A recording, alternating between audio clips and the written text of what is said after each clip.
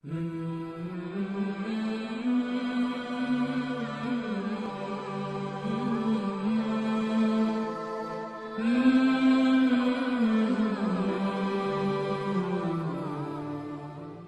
അലൈക്കും വറഹ്മത്തുള്ളാഹി വബറകാതുഹു. ബിസ്മില്ലാഹിർ റഹ്മാനിർ റഹീം. അൽഹംദുലില്ലാഹി റബ്ബിൽ ആലമീൻ. അല്ലാഹുമ്മ സ്വല്ലി അലാ മുഹമ്മദിൻ വ ആലിഹി വസഹ്ബിഹി അജ്മഈൻ. സുപ്രഭാതത്തിൻ്റെ വെള്ളിപ്രഭയിലേക്ക് എല്ലാവർക്കും സ്വാഗതം. മുഹമ്മദ് നബി സല്ലല്ലാഹു അലൈഹി വസല്ലമ തങ്ങളുടെ ഉമ്മത്ത് പരിശുദ്ധമായ ഹജ്ജ് കർമ്മത്തിന് വേണ്ടി യാത്ര തിരിച്ചുകൊണ്ടും ഹജ്ജിന് വേണ്ടിയുള്ള ഒരുക്കങ്ങൾ പൂർത്തിയാക്കിക്കൊണ്ടും ഇരിക്കുകയാണ്. ഹജ്ജ് എന്ന് പറയുന്നത് ചലനങ്ങളാണ്. സത്യത്തിൽ ഹജ്ജിൽ ഒന്നും ചൊല്ലാനില്ല. നിയ്യത്തിൻ്റെ കൂടെ ഒരു പ്രാവശ്യം തൽബിയത്ത് നിർബന്ധമാണെന്ന അഭിപ്രായമുണ്ട്. അത് മാറ്റിവെച്ചാൽ ഒന്നും ചൊല്ലാനില്ല, എല്ലാം ചെയ്യാനാണുള്ളത്. നടത്തങ്ങൾ, ഇരുത്തങ്ങൾ, ഏറ്, ഉറക്കം, ഇങ്ങനെയൊക്കെയുള്ള ഒരുപാട് പ്രവർത്തനങ്ങളാണ്. ചലനങ്ങളിൽ വെച്ച് ഏറ്റവും വലിയ ചലനം മനസ്സിൻ്റെ ചലനമാണെന്നാണ്. അതിനാണ് നമ്മൾ ചിന്തകൾ എന്ന് പറയുന്നത്. ഏറ്റവും പ്രധാനപ്പെട്ട ഇബാദത്തും ചിന്തയാണ്. ഒരു മനുഷ്യൻ്റെ ചിന്ത അള്ളാഹുവിലേക്ക് മാറുക, മുസ്തഫ നബി സല്ലല്ലാഹു അലൈഹി വസല്ലമയിലേക്ക് മാറുക എന്നതൊക്കെ വളരെ പ്രധാനപ്പെട്ട കാര്യമാണ്. ഹജ്ജ് ധാരാളം ചരിത്രപരമായ വിഷയങ്ങളിലേക്ക് മനുഷ്യനെ ചിന്തിപ്പിക്കുന്നുണ്ട്. സയ്യിദന ഇബ്രാഹിം നബി അലൈഹിസ്സലാമിൻ്റെയും അവിടുത്തെ കുടുംബത്തിൻ്റെയും ജീവചരിത്രമാണ് യഥാർത്ഥത്തിൽ ഹജ്ജ് പറഞ്ഞു തരുന്നത്. ഹജ്ജിൻ്റെ ഓരോ ചലനങ്ങളും അതാണ് നമുക്ക് ഓർമ്മപ്പെടുത്തി തരുന്നത്. എത്ര ആലോചിച്ചാലും എത്ര ചിന്തിച്ചാലും അവസാനിക്കാത്ത ചിന്താ വിഷയം മുഹമ്മദ് നബി സല്ലല്ലാഹു അലൈഹി വസല്ലം എന്ന ചിന്താ വിഷയമാണ്. ഒരു മനുഷ്യൻ്റെ ജീവിതകാലം മുഴുവൻ ചിന്തിച്ചാലും പുണ്യനബി സല്ലല്ലാഹു അലൈഹി വസല്ലം തങ്ങളെക്കുറിച്ചുള്ള ചിന്തകൾ അവസാനിക്കുകയില്ല എന്നാണ്. പരിശുദ്ധമായ ദുൽഹിജ്ജ മാസത്തിലേക്കുള്ള ഈ യാത്രയിൽ ചിന്തകളെ സജീവമാക്കി മുസ്തഫ നബി സല്ലല്ലാഹു അലൈഹി വസല്ലം തങ്ങളിലേക്ക് അത് തിരിച്ചു വെച്ച് അങ്ങനെ അള്ളാഹുവിലേക്കും പരിശുദ്ധമായ ഖുർആനിലേക്കും എത്തിച്ചേരുന്ന തരത്തിൽ നമ്മുടെ ചിന്തകളെ മാറ്റിയെടുക്കാൻ സമയം വിനിയോഗിക്കേണ്ടതുണ്ട്. ഈ ചിന്തകൾക്ക് മാറ്റം വരുന്നില്ലെങ്കിൽ ഹജ്ജിൻ്റെ പ്രവർത്തനങ്ങൾ കേവലം കാട്ടിക്കൂട്ടലുകൾ മാത്രമായി വരും. ഓരോ പ്രധാനപ്പെട്ട അമലുകളും ചെയ്യുമ്പോൾ അതിൻ്റെ പിന്നിലുള്ള ചിന്തകളിലേക്ക് നമ്മൾ പോവേണ്ടതുണ്ട്. നമ്മുടെയൊക്കെ നാടുകളിൽ മൃഗങ്ങളെ അറുക്കാറുണ്ട് ഭക്ഷണത്തിന് വേണ്ടിയും മറ്റും.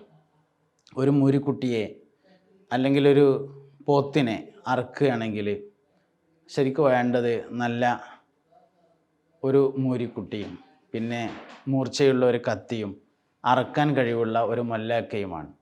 ഉലഹിയത്തിനും യഥാർത്ഥത്തിൽ ഇത് മൂന്നും തന്നെയാണ് ആവശ്യമുള്ളത്. എന്നാൽ ഞായറാഴ്ചയിലെ അല്ലെങ്കിൽ വെള്ളിയാഴ്ചയിലെ അറവും ഉലഹിയത്തിൻ്റെ അറവും തമ്മിൽ വേർതിരിയുന്നത് ഉലഹിയത്തിൻ്റെ അറവിന് പിന്നിൽ ഇബ്രാഹിം നബി അലൈഹിസ്സലാം ഇസ്മായിൽ അലൈഹിസ്സലാമിനെ അറുക്കാൻ കൊണ്ടുപോയ ഒരു ചരിത്രമുണ്ട് എന്നതാണ്.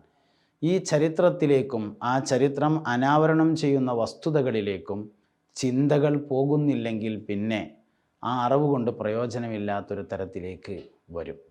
ഈ ചിന്തകൾ ശരിയാകുന്നതിന് വേണ്ടിയാണ് എല്ലാ ഇബാദത്തുകൾക്കും നിയ്യത്ത് പ്രത്യേകമായി നിർദ്ദേശിച്ചിട്ടുള്ളത്. ഹജ്ജുകൾക്ക് വേറൊരു പ്രത്യേകത കൂടിയുണ്ട്.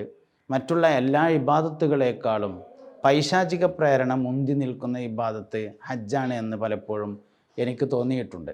അതിൻ്റെ ഒരു കാരണം ഹജ്ജ് പലപ്പോഴും മറ്റു ഇബാദത്തുകളേക്കാൾ ജനങ്ങൾക്ക് വിശദീകരിച്ചു കൊടുക്കാൻ താല്പര്യം പ്രകടിപ്പിക്കുന്ന ഒരു ഇബാദത്താണ്. അതിലൂടെ പിശാച് നമ്മളെ സ്വാധീനിക്കുകയും നമ്മുടെ പ്രവർത്തനങ്ങൾ മറ്റുള്ളവർക്ക് വിതരണം ചെയ്യുന്ന തരത്തിലേക്ക് ആക്കി തീർക്കുകയും ചെയ്യാറുണ്ട്. അതുകൊണ്ട് ഏറ്റവും കൂടുതൽ നിയ്യത്ത് ശരിയാക്കാൻ സമയം നൽകിയിട്ടുള്ള ഇബാദത്ത് പരിശുദ്ധമായ ഹജ്ജാണ്. ഏകദേശം 2 മാസത്തോളം സമയം അപേക്ഷ കൊടുത്തത് എല്ലാവരും ഹാജി എന്ന് വിളിക്കാൻ തുടങ്ങിയതിൻ്റെ ശേഷമാണെങ്കിലും 2 മാസം നിയ്യത്ത് ശരിയാക്കാനുണ്ട്. അള്ളാഹുവെ, അപേക്ഷ കൊടുത്തത് എനിക്ക് അങ്ങനെയൊക്കെയാണെങ്കിലും നിനക്ക് വേണ്ടി തന്നെയാണ് ഞാൻ ഈ ചെയ്യുന്നത് എന്ന തരത്തിലേക്ക് ചിന്തയെ കൊണ്ടുപോകാൻ വേണ്ടി ഒരാൾക്ക് കഴിയണം. അതുകൊണ്ട് ചലനങ്ങളുടെ ഈ മാസങ്ങളിൽ ചിന്താപരമായ മാറ്റങ്ങൾക്ക് വേണ്ടി നമ്മൾ സമയം കണ്ടെത്തണം. ഒരു മനുഷ്യൻ്റെ ചിന്തകൾ മാറി വരുന്നത് മുസ്തഫായ നബി സല്ലല്ലാഹു അലൈഹി വസല്ലമ തങ്ങളെക്കുറിച്ചുള്ള ചിന്തകൾ ഉണ്ടാകുമ്പോഴായിരിക്കും. രണ്ടാമത് ഞാൻ പറയുന്ന ഒരു ആശയം, ചിന്ത കൊണ്ട് ഇബാദത്ത് ചെയ്യാൻ വേണ്ടി പറ്റും. എല്ലാവരും ഹജ്ജിന് പോകുന്നു. പടച്ചോനെ, വരും വർഷങ്ങളിലെങ്കിലും ഹജ്ജിന് പോകണമെന്ന് ആഗ്രഹിച്ചാൽ ഒരു ഹജ്ജ് ചെയ്ത കൂലി ലഭിക്കുമെന്നാണ്. എന്നും അസർ നിസ്കാരത്തിന് പള്ളിയിൽ പോകുന്ന ഒരാൾ ഒരു ദിവസം കാല് കേടുവന്ന് സിറ്റ് ഔട്ടിൽ ഇങ്ങനെ ഒരു കസാലയിലിരുന്ന് മറ്റൊരു കസാലയിലേക്ക് കാല് വെച്ച് ഇങ്ങനെ ഇരിക്കുമ്പോൾ എല്ലാവരും അസർ നിസ്കാരത്തിന് പള്ളിയിലേക്ക് പോകുന്നത് കാണുമ്പോൾ പടച്ചോനെ വൈക്കെങ്കിൽ ഞാൻ പോകുമായിരുന്നല്ലോ എന്ന് ചിന്തിച്ചാൽ പോയതിൻ്റെ കൂലി ലഭിക്കുമെന്നാണ്. ഇതുപോലെ എല്ലാവരും ഹജ്ജിന് പോകുമ്പോൾ പോയ ആൾക്കാർക്ക് വലിയ കൂലിയുണ്ട്.